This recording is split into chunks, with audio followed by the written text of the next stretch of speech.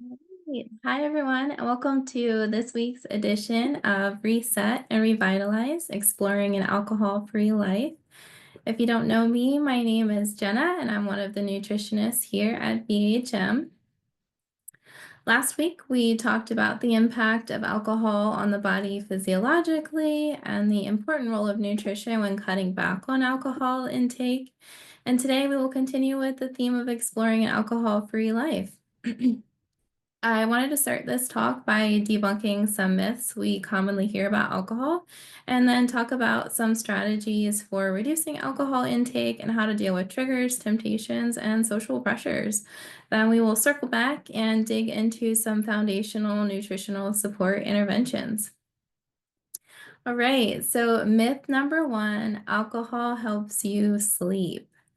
Reality is, while alcohol might help you fall asleep faster, it disrupts REM sleep and leads to more frequent nighttime awakenings. It triggers the release of cortisol, which is our primary stress hormone, and causes elevated cortisol levels, leading to a prolonged or chronic stress response. This elevated cortisol response can make sleep more challenging and cause problems with staying asleep. As a result, we can often see nighttime waking between 2 and 4 a.m. For some of you, it might feel like alcohol helps you get a good night's sleep, but it actually disrupts your sleep, leaving you feeling more tired the next day. Myth number two, drinking is necessary to have fun. Reality is, you can still enjoy social events without alcohol, and it's more about connecting with your loved ones and friends than drinking. Some of my best memories are from nights out without alcohol. Turns out fun doesn't come in a bottle.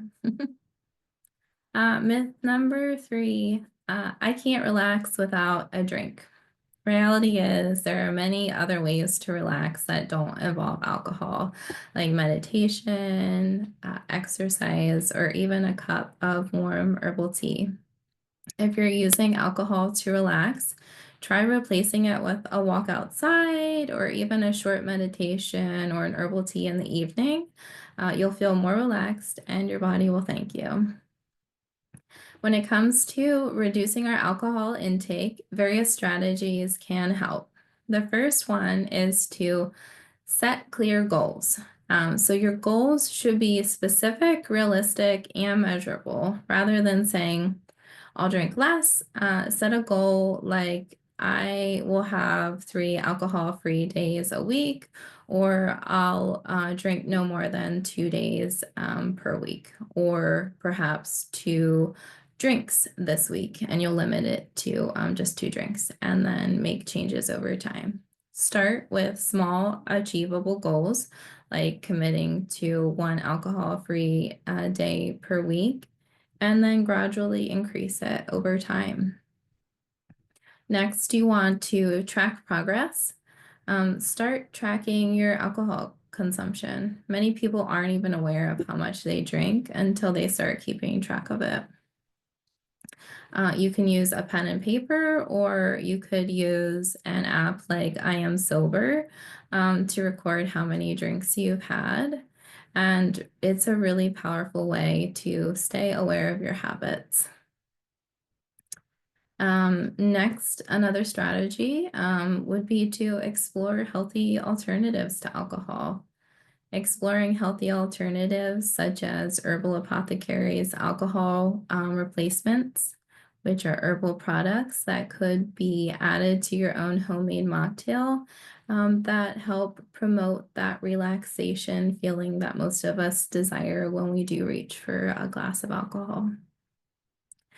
You don't have to feel left out at social events. There are so many creative and delicious non-alcoholic beverages that can make you feel just as special. When it comes to navigating triggers and alcohol temptations, the first step is to identify those triggers. Alcohol consumption often comes up in certain life situations or circumstances, such as stress, social events, or boredom. So take a moment just to reflect on what may be your triggers or temptations. Think about the last time you reached for a drink. Was it after a stressful day, or were you at a social event? Identifying these triggers is the first step in breaking the alcohol cycle. Next, find some healthier alternative activities. Replacing drinking with healthier activities like exercise, meditation, or journaling can help reduce stress.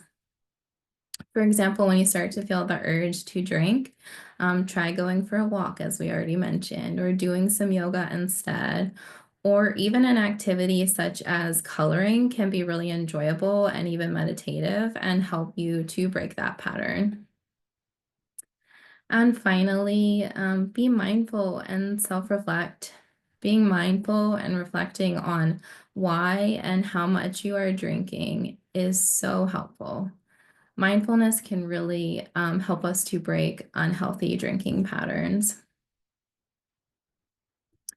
So those are just some quick tips and strategies that I think could really help you move the needle when we're trying to reduce our alcohol intake.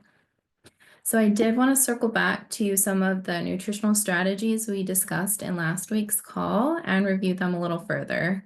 These core nutritional strategies echo our home-based behaviors we discussed through the program here at VHM.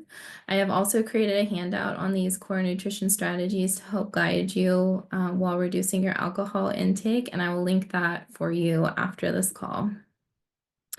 So first, you want to focus on protein. Protein is so important for every physiological function in the body.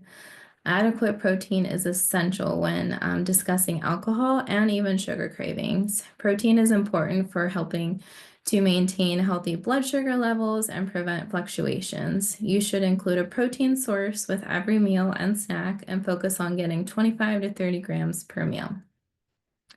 The next pillar is vegetables. Aim to fill half your plate with non-starchy vegetables by aiming for at least 5 servings or more daily to ensure adequate fiber and nutrient intake.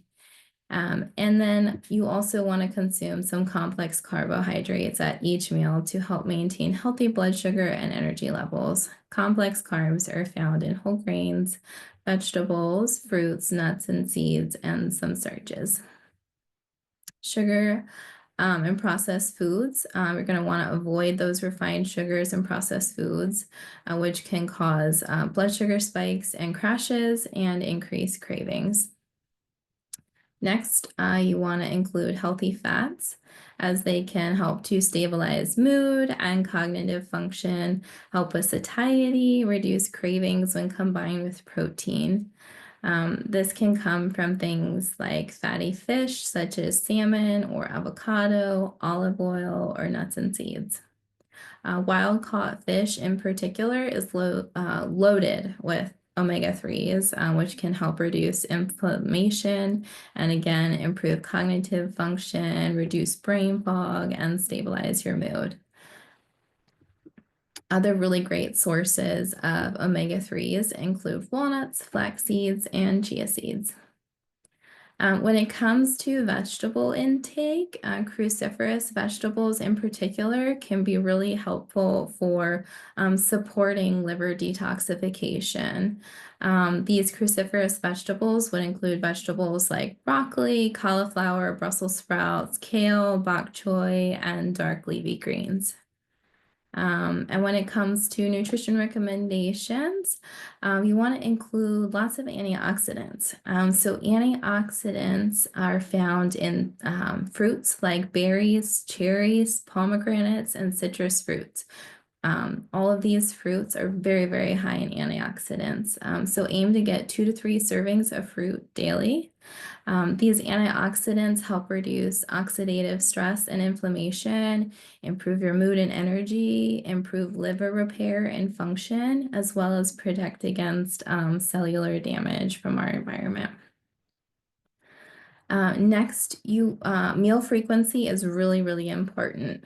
So you don't want to go too long between meals or do any extended like intermittent fasting. Make sure that you're eating a meal or snack with protein, fiber, and complex carbs every 3 to 4 hours.